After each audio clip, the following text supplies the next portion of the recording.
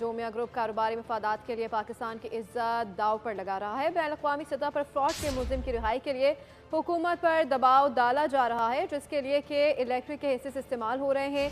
कराची के मकामी अखबार ने के इलेक्ट्रिक के करता धरताओं का कच्चा चिट्टा खोल के रख दिया।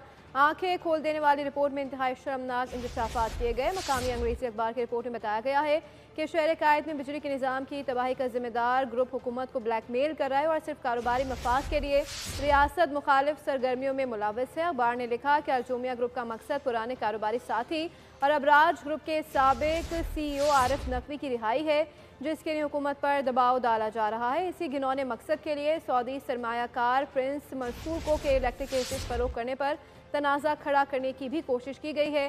के इलेक्ट्रिक के अक़लियती शेयर होल्डर्स अलजोमिया ग्रुप ने अटॉर्नी जनरल को कानूनी नोटिस भी भेजा है और साथ ही साथ आर्बिट्रेशन में घसीटने की धमकी भी दी गई। अखबार के मुताबिक अलजोमिया ग्रुप चाहता है कि पाकिस्तान आरिफ नकवी की रिहाई के लिए मुदाखलत करे और ये तासुर दिया जा रहा है कि आरिफ नकवी के बदले डॉक्टर शकील आफरीदी का सौदा किया जा सकता है। याद रहे कि आरिफ नकवी मुख्तलिफ ममालिक में धोखाधड़ी के इल्ज़ामात मतलूब है। उन्हें अमरीका में 291 साल कैद का इम्कान है।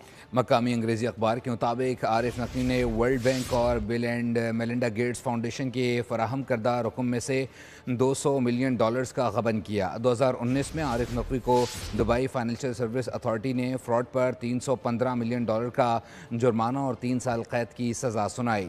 2022 में आरिफ नकवी पर मजीद $135 मिलियन का जुर्माना आयद किया गया।